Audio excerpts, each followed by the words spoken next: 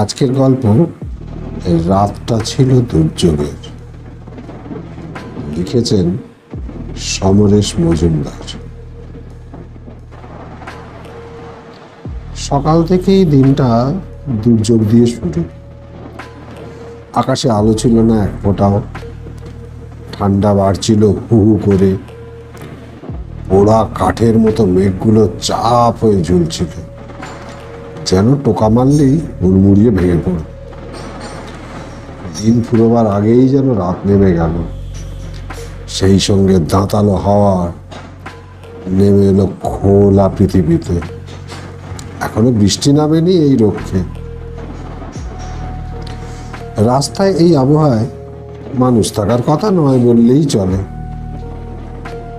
Street ল্যাম্পগুলো ডাইনির চোখ হয়ে জ্বলার চেষ্টা করছিল।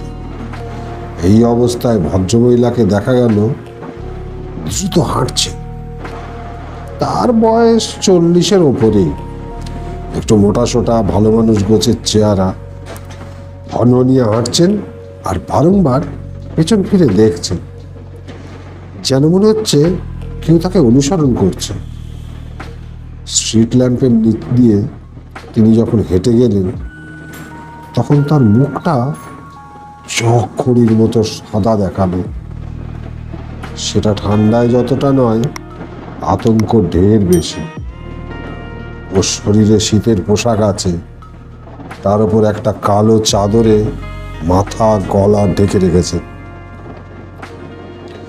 সম্ভবত কানে যাতে হাওয়া না ঢোকে তাই সতর্কতা। হাতে একটা ব্যাগ, যেসব ব্যাগ নিয়ে মহিলারা অফিসে যান ঠিক সেরকমই। পায়ে মোজা এবং পামশু গোছের জুতো। দ্রুত চলার জন্য ভদ্রমহিলা হাঁপাচ্ছিলেন।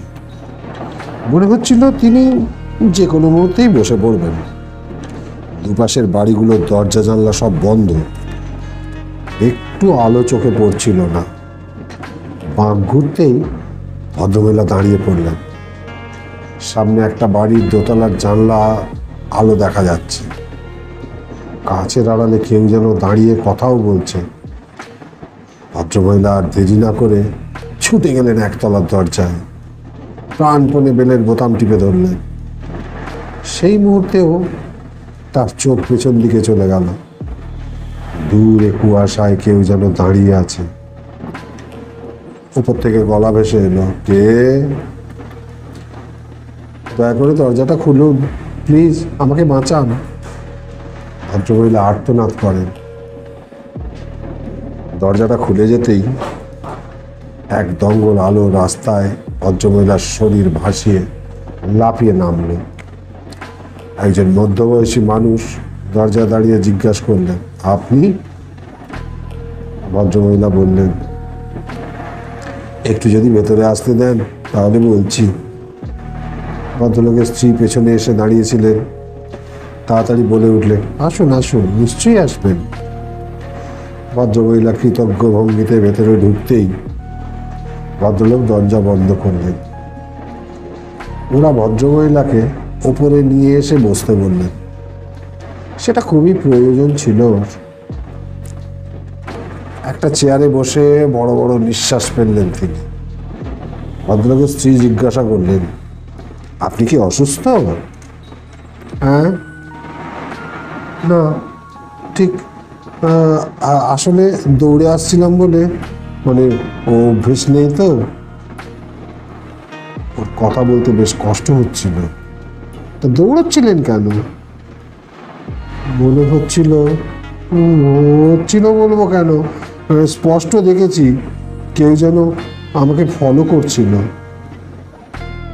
রাস্তায় তো আজ একটাও লোক নেই, তাই ভয়ে। ভদ্রমহিলা কথা শেষ করতে না পেরে ধোয়াতে মুখ ঢাকলেন। ভদ্রলোক বললেন, সে কি, এই পাড়ায় কে অমন কাজ করার সাহস পাবে? তিনি সোজা জানলার কাছে গিয়ে রাস্তাটা দেখার চেষ্টা করলেন। তারপর বললেন, না, কেউ নেই, কিন্তু ছিল। ভদ্রমহিলা প্রতিবাদ করলেন, বেশ, থাকেও যদি, তাহলে আর আপনার ভয় নেই। আমার স্বামী সরকারি অফিসার, সবাই ওকে চেনেন। স্ত্রী পরিচয় দিতেই স্বামী এগিয়ে এলেন। শোনো, আমার মনে হয় ওকে এক কাপ গরম দুধ দিলে ভালো হয়। ভদ্রমহিলা আপত্তি করলেন, না না, দুধ আমি খাই না। ভদ্রলোক হাসলেন, শৈশব থেকেই অনেকে এই বদ অভ্যেসটা করে ফেলে। বেশ, কফি চলবে? ভদ্রমহিলা আরও সংকুচিত হলেন, না না, আমার এসব লাগবে না। ভদ্রলোকের স্ত্রী জিজ্ঞাসা করলেন, আচ্ছা, এই বিচ্ছিরি আবহাওয়ায় আপনি কোথায় যাচ্ছিলেন? ভদ্রমহিলা মুখ নিচু করে মাথা নাড়লেন, আমি কাজে। আমি যেখানে কাজ করি সেখানে অনুপস্থিত হলেই আমার মাইনে কাটে। টাকার প্রয়োজন বলেই এই আবহাওয়াতেও সকালে বেরিয়েছিলাম। ভদ্রলোক সমব্যথীর গলায় বলেন, সকালে অবশ্য আবহাওয়া এতটা খারাপ ছিল না। ও স্ত্রী বললেন, তাহলে আপনি চাকরি করেন? বাড়িতে আজ যারা আছেন আর কেউ নেই ভাই? ভদ্রমহিলা মুখ খুলছিলেন না, তিনি রুমালে চোখ মুছলেন। ভদ্রলোক ইশারায় স্ত্রীকে নিষেধ করলেন এ বিষয়ে কথা চালাতে। স্ত্রীর সেটা ভালো লাগলো না। একটু সময় যেতে দিয়ে জিজ্ঞাসা করলেন, আপনার স্বামী? প্রশ্নটা ইচ্ছা করেই শেষ করলেন না। তিনি মারা গিয়েছেন অ্যাক্সিডেন্টে। এইরকম খারাপ আবহাওয়ার সন্ধে ছিল সেদিনও। ভদ্রলোক কিছু বলার আগেই ও স্ত্রী জিজ্ঞাসা করলেন, তারপর? উনি অন্যমনস্ক হয়ে রাস্তা পার হচ্ছিলেন। এই সময় একটা কালো গাড়ি এসে ওকে চাপা দেয়। কিন্তু আমি জানি উনি কখনো অন্যমনস্ক হয়ে রাস্তা দিয়ে হাঁটতেন না। আমার কথা পুলিশ বিশ্বাস করেনি, কালো গাড়িটাকেও ধরতে পারেনি, কিন্তু আমি দেখেছি। দেখেছেন মানে? যখনই আমি একা একা এই রাস্তায় হেঁটে যাই তখনই দেখি একটা কালো গাড়ি আমার পেছন পেছন আসছে। যতক্ষণ না সেটা বেরিয়ে যায় ততক্ষণ আমি রাস্তা পার হই না। গাড়িতে কে থাকে দেখেছেন? না, মুখ দেখতে পাইনি। আচ্ছা, আজও কি গাড়িটা পেছনে ছিল? হ্যাঁ, পেছনে গাড়িটাকে দেখলাম একবার। তারপর মনে হলো কেউ যেন দরজা খুলে নেমে আমার পেছনে পেছনে আসতে লাগলো। ভদ্রলোক আবার জানলার কাছে চলে যান। ভালো করে রাস্তাটা দেখে ফিরে এলেন তিনি। আচ্ছা, আপনি কত দূরে থাকেন? সামনের রাস্তা ধরে মিনিট চারেক গেলে এই বাঁদিকের 3 তলা কাঠের বাড়িটায়, ওখানেই থাকেন। ও, সামান্যই পথ। আপনি নিশ্চিন্ত থাকুন, আমি আপনাকে পৌঁছে দেব। না না, আপনি কেন যাবেন? ছি ছি ছি, দেখুন তো, এসে আপনাদের বিব্রত করছি। তার উপরে মোটেই বিব্রত করেননি। ভদ্রলোক বড় গলায় বললেন, প্রতিবেশীকে যদি সাহায্য না করি, অন্যের প্রয়োজনে যদি না লাগি, তাহলে মানুষ হয়ে জন্মালাম কেন? ভদ্রমহিলা মাথা নাড়লেন, আপনাকে কি বলে ধন্যবাদ জানাবো? কর্তব্য, বুঝলেন, সব কর্তব্যের মধ্যেই পড়ে। ভদ্রলোক উদার গলায় বললেন। ওরা উঠে দাঁড়াতেই স্ত্রী স্বামীকে ডেকে নিয়ে গেলেন পাশের ঘরে। চাপা গলায় বললেন, তোমার কি মাথা খারাপ হয়ে গিয়েছে? স্বামী অবাক হলেন, কেন, কি করেছে? তুমি ওকে পৌঁছে দিতে যাচ্ছ? এই আবহাওয়ায় একটা কুকুরও রাস্তায় নেই। ভদ্রলোক আর চোখে বাইরের দিকে দেখলেন, তোমার কিচ্ছু মনে নেই? মানে? আমার একটা কালো গাড়ি ছিল এবং আমিও একটা অ্যাক্সিডেন্ট করেছিলাম। কিন্তু তুমি তো বলেছিলে যে মানে লোকটা মরেনি। তাই মনে হয়েছিল, পরে তো দেখতে যায়নি, খবরও নিইনি। তার মানে তোমার গাড়িতেই? নাও হতে পারে। এখনো সেই কালো গাড়িটা ওকে ফলো করে বলছে। স্ত্রীর উত্তেজনা কমল। তিনি মনে করে বললেন, তুমি তখন বলতে গাড়িটা যেন কীরকম? হ্যাঁ, সবসময় ড্রাইভারের কথা শুনতো না, তাই তো বিক্রি করে দিলাম। ভদ্রলোক বললেন, চলি, উনি অনেকক্ষণ বসে আছেন। শোনো, যে জন্য তোমাকে ডাকলাম, রিভলভারটা নিয়ে যাও। রিভলভার? হ্যাঁ, যাচ্ছই যখন, তখন সাবধান হয়ে যাওয়াই ভালো। বেশ। ভদ্রলোক আলমারির দিকে এগোলেন। ভদ্রমহিলা দরজার কাছে চুপটি করে দাঁড়িয়েছিলেন। ভদ্রলোকের স্ত্রী হাসি মুখে এগিয়ে এলেন। আপনার কোনো ভয় নেই, উনি পৌঁছে দিয়ে আসবেন। আচ্ছা, আপনার বাড়ির ফোন নাম্বার কত? আমার বাড়িতে তো ফোন নেই। ও, বাড়ি পৌঁছে একটা ফোন করলে একটু নিশ্চিন্ত হতাম, তাই বললাম। ওই অ্যাক্সিডেন্টটা কতদিন আগে ঘটেছিল? খুব সাধারণ গলায় জিজ্ঞাসা করলেন ভদ্রলোকের স্ত্রী। এই বছর 2 আগে। ইতিমধ্যে তৈরি হয়ে ভদ্রলোক বেরিয়ে এলেন। ওরা নিচে নেমে গেলে ভদ্রলোকের স্ত্রী দরজা বন্ধ করে দিলেন। এখন রাস্তায় ঘন কুয়াশা, স্ট্রিট ল্যাম্পগুলোকে পুরো ভুতুড়ে দেখাচ্ছে। ভদ্রমহিলা লজ্জিত গলায় বললেন, দেখুন তো, আমার জন্য আপনার কি কষ্ট হচ্ছে। কষ্ট কেন বলছেন? এটা কর্তব্য। কয়েক পা হেঁটে ভদ্রমহিলা পিছন ফিরে তাকালেন। সেটা লক্ষ্য করে ভদ্রলোক দাঁড়ালেন। তার কোটের পকেটে রিভলভারটাকে আঁকড়ে ধরে লক্ষ্য করলেন কাউকে দেখতে পাওয়া যায় কিনা। না পেয়ে বললেন, কেউ নেই, চলুন। না, পায়ের আওয়াজ শুনলাম।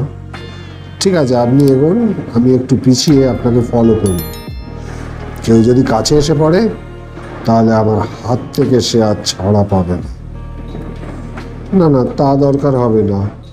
ওই যে জুতোর দোকানটা এসে গেছে, আমি ঠিক যেতে পারবো। আপনি চলে যান। ভদ্রমহিলা সন্ত্রস্ত ভঙ্গিতে বললেন। এই সময় গাড়ির আওয়াজ শোনা গেল। তারপরেই দুটো হেডলাইটকে কুয়াশা চিরে এগিয়ে আসতে দেখলেন ওরা। ভদ্রলোক রিভলভার বের করে তৈরি হলেন, কিন্তু গাড়িটা দাঁড়ালো না, সমান গতিতে তাদের পেরিয়ে চলে গেল। দুজনেই দেখতে পেলেন গাড়িটার রং সাদা। ভদ্রমহিলা স্বস্তিতে বলে উঠলেন, না। হ্যাঁ, আমিও। ভদ্রলোক রিভলভার আর ঢোকালেন না। চলুন, আপনাকে পৌঁছে না দিয়ে আমি ফিরব না। কয়েক পা হেঁটে ভদ্রলোক আবার জিজ্ঞাসা করলেন, আপনার স্বামী কি করতেন? আগে মাস্টারমশাই ছিলেন। কিরকম বয়স ছিল? এই আপনারই বয়সী। ভদ্রলোক ডগ গিললেন। ও, উনি কি দুর্ঘটনার স্থলেই মারা গেছিলেন? হ্যাঁ, পুলিশ তো তাই বলেছিল। কিছু দূর যাওয়ার পর ভদ্রমহিলা বলেন, আমি এসে গিয়েছি, আর চিন্তা নেই। ও বাড়িটায় তো আলো জ্বলছে না। পুরনো বাড়ি, দোতলায় আমি ছাড়া আর কেউ থাকে না। চলুন, আপনাকে আপনার ফ্ল্যাটে পৌঁছে দিয়ে আসি। না না, কোনো দরকার নেই। আমি ওই সিঁড়ি ধরে দোতলায় উঠলেই ফ্ল্যাটের দরজায় পৌঁছে যাব। আর আর আমার কোনো ভয় নেই। বেশ, তাহলে চলি। হ্যাঁ, আসুন, ধন্যবাদ। বলেই ভদ্রমহিলা কাঠের সিঁড়ি দিয়ে ওপরে উঠতে শুরু করলেন। তিনি যতক্ষণ চোখের আড়ালে না গেলেন, ভদ্রলোক দাঁড়িয়ে রইলেন। তারপর নিঃশ্বাস ফেলে বাড়ির পথ ধরলেন।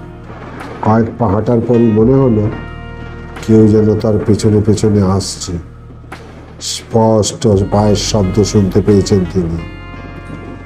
ঘুরে দাঁড়িয়ে লক্ষ্য করলেন কুয়াশা এখন এমন ঘন হচ্ছে যে কাউকে দেখতে পেলেন না। রিভলভারটা উঁচিয়ে কয়েক পা এগিয়ে যেতেই গাড়ির শব্দ কানে এলো। একটা গাড়ি যেন আসছে। ঠিক ঠিক হ্যাঁ, কিন্তু তার হেডলাইট নেভানো। সেটা জ্বললে তিনি দেখতে পেতেন। দ্রুত ফুটপাতের শেষ প্রান্তে চলে এলেন তিনি। গাড়িটা রাস্তা দিয়ে বেরিয়ে যাক, তারপর তিনি যাবেন। কিন্তু সরে আসা মাত্র শব্দটা থেমে গেল। কুয়াশারা এখন পাক খাচ্ছে সর্বোচ্চ। স্ট্রিট ল্যাম্পগুলোকে গিলে ফেলেছে তারা।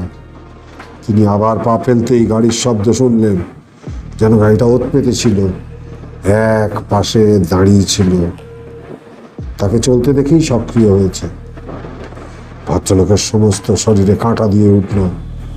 ওই ঠান্ডায় কুয়াশায় দাঁড়িয়েও হাতের মুঠোয় ধরা রিভলভারটা ঘামে ভিজে উঠল। তার মনে হলো এগোনোটা বুদ্ধিমানের কাজ হবে না। তিনি এক দৌড়ে পেছন দিকে চলে এলেন। ভদ্রমহিলার বাড়ির কাঠের সিঁড়িটা দেখতে পেয়ে পেছন ফিরে তাকালেন। না, কেউ নেই। তার মনে হলো একা ফিরে যাওয়া ঠিক হবে না, ভদ্রমহিলা নিশ্চয়ই সাহায্য করতে পারেন। তিনি দ্রুত কাঠের সিঁড়ি বেয়ে ওপরে উঠতে লাগলেন। ভদ্রমহিলা বলেছিলেন দোতলায় উনি একা থাকেন, অতএব ওকে খুঁজে পেতে খুব একটা অসুবিধা হবে না। দোতলায় উঠে পা বাড়াতে গিয়ে কোনো মতে নিজেকে সামলে নিলেন ভদ্রলোক। সিঁড়ির সামনে তো বারান্দা বা করিডোর বলে কিছুই নেই। কাঠগুলো অনেক অনেক আগেই খসে পড়েছে। তবে কি ওপাশের দরজাটা ভাঙা এবং অন্ধকার? সিঁড়ি দিয়ে উঠে ভদ্রমহিলা এই শূন্য দিয়ে হেঁটে গিয়েছেন।